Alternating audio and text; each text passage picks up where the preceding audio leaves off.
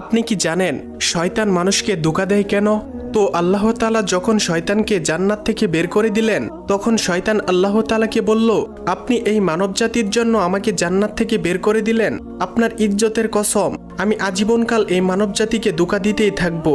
তারা যখন কোনো ভালো কাজ করতে চাইবে, আমি তখন তাদেরকে ধোঁকা দিয়ে খারাপ কাজের দিকে নিয়ে যাব।